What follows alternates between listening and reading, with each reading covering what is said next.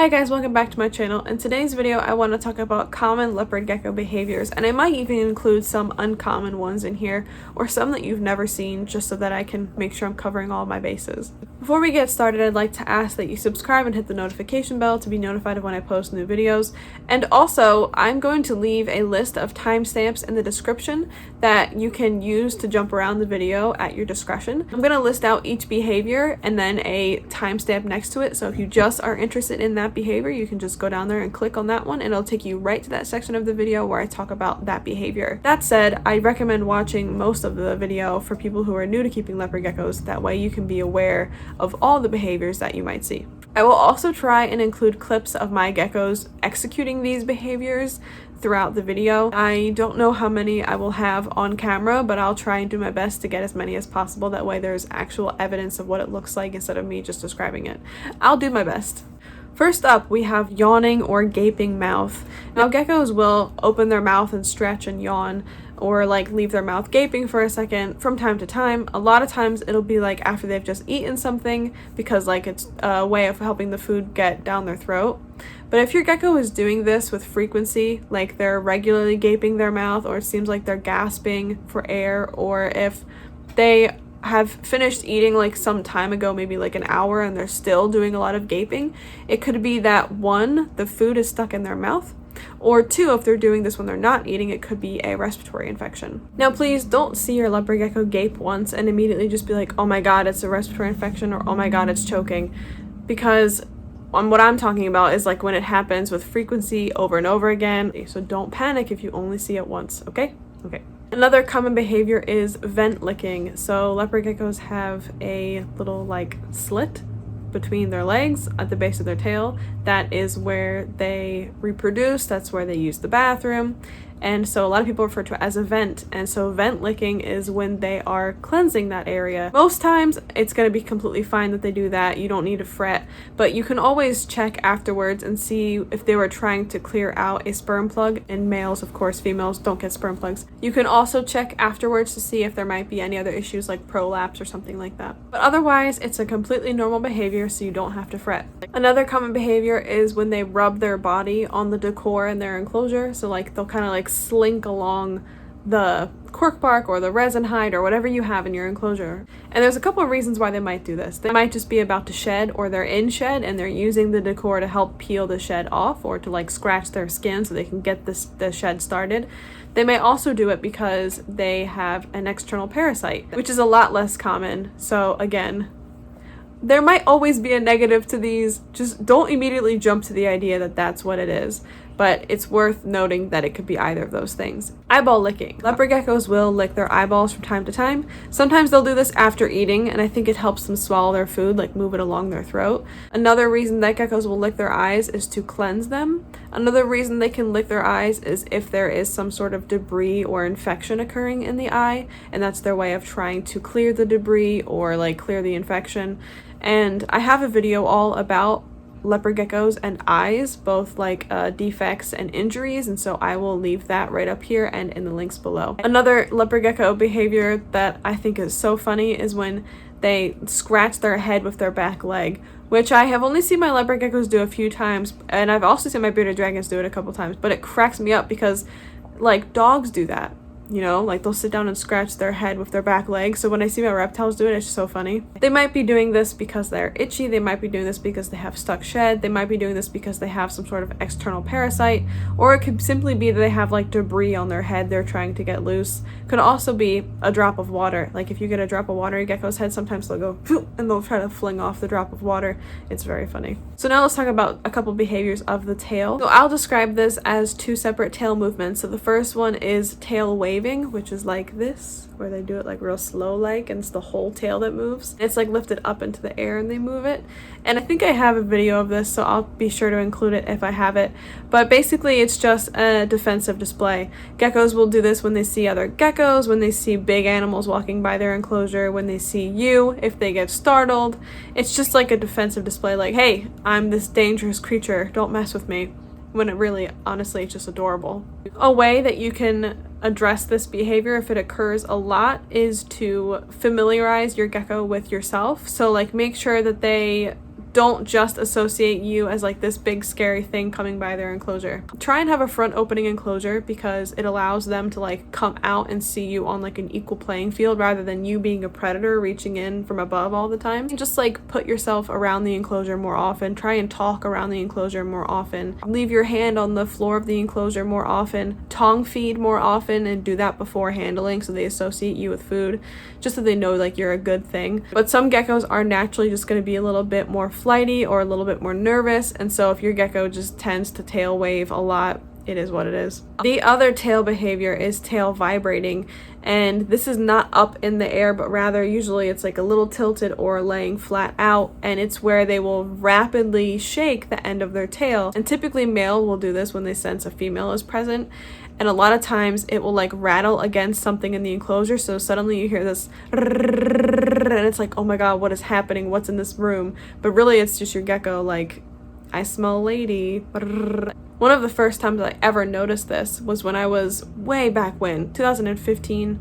I was cleaning enclosures and I had set out something from Amy's closure next to Fritz's, and Fritz could smell her through his enclosure and started vibrating, and I was like, why is he doing that? I had no idea. I had just started keeping leopard geckos that year and had never seen it before. And I was like, why is he doing that? And then of course I researched and I was like, oh my god, he just like had the hots for Amy there for a minute and just decided to vibrate his tail crazy. Like, that's what it is. It's just I smell a lady.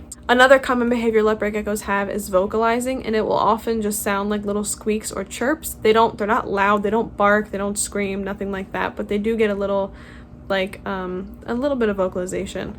And if I have an audio, of course I'll include it. I don't know if I do, but a lot of times you'll only hear a gecko vocalize when they're frustrated. So if they're like really squirmy and trying to get away from you, they'll vocalize.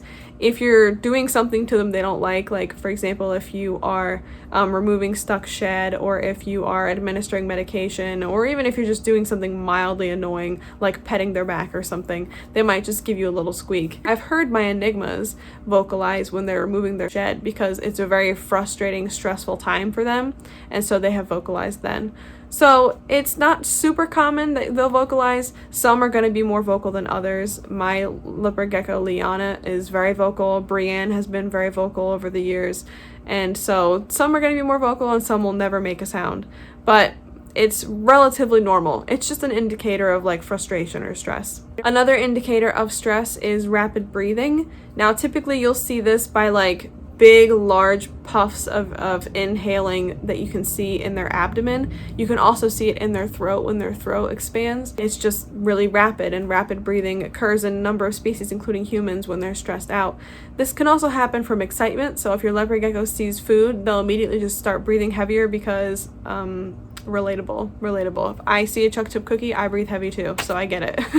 However, if it seems like your leopard gecko rapid breathes a lot, it could be indicative of a really stressful environment and you should try and reduce the stress.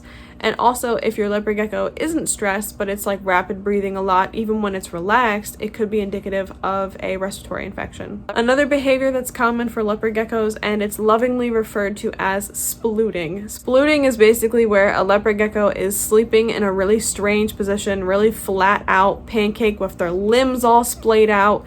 I mean, it's adorable, it's precious, but also at first it's alarming. Like, why is my leopard gecko sleeping like that? Leopard geckos will sleep in the strangest positions, in the strangest places. I've seen them fall asleep in their calcium dishes. I've seen them fall asleep in water. I've seen them fall asleep like on top of things, on the ground, sitting upright. I mean, they're weird. Like, I've seen them fall asleep all kinds of ways.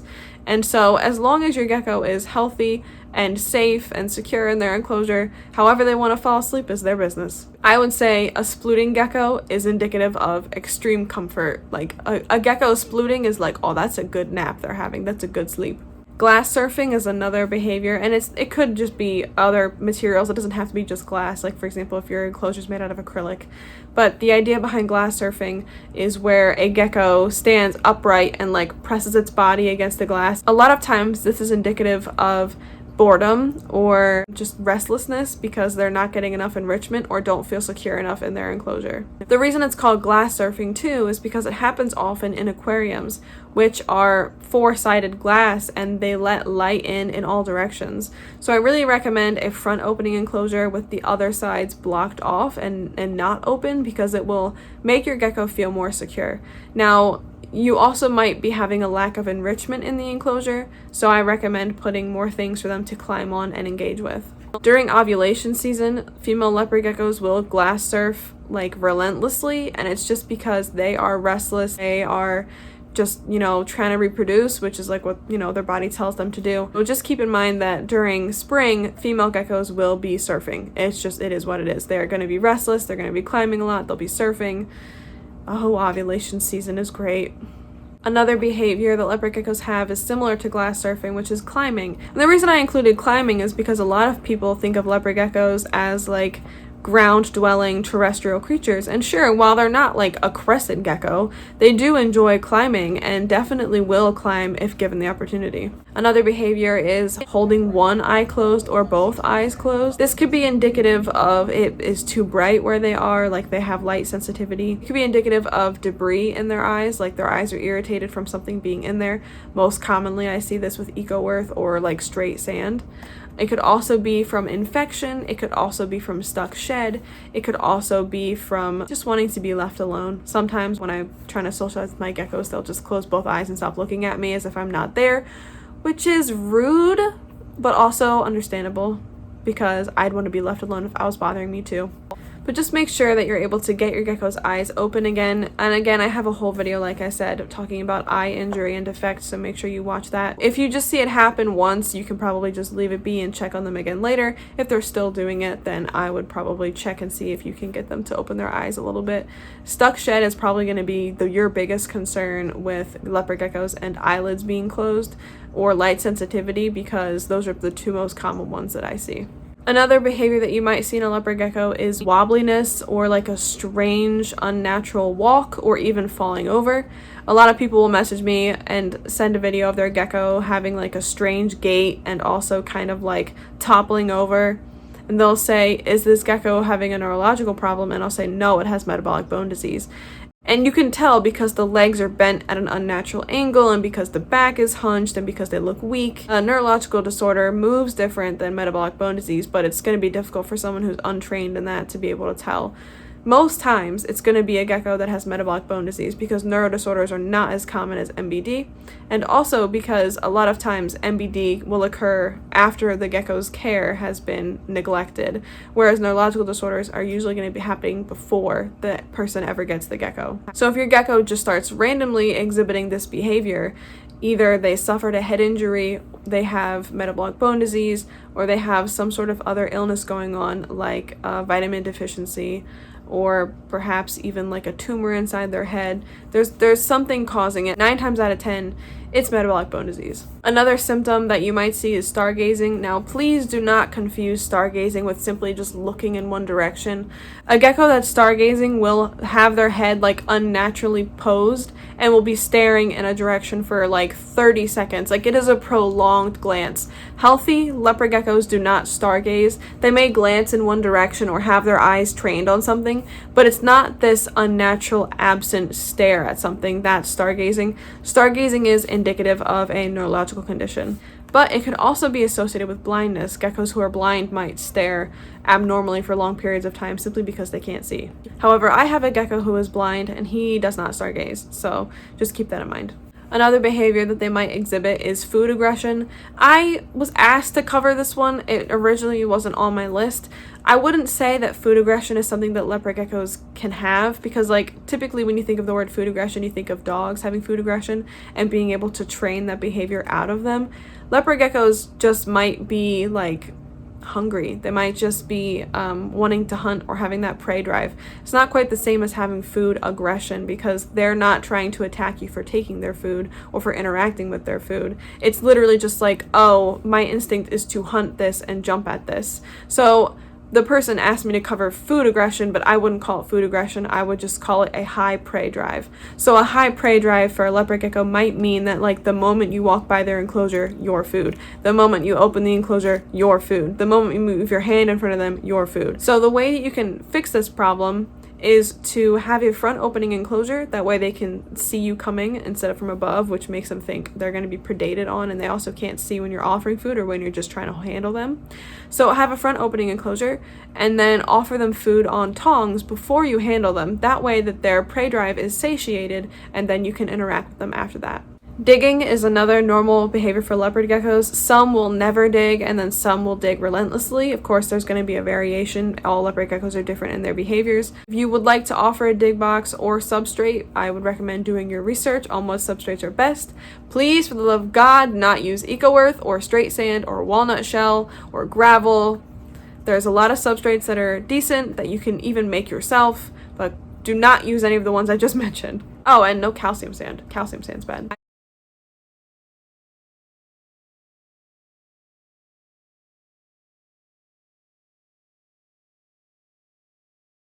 I'll see you guys on the next one. Bye.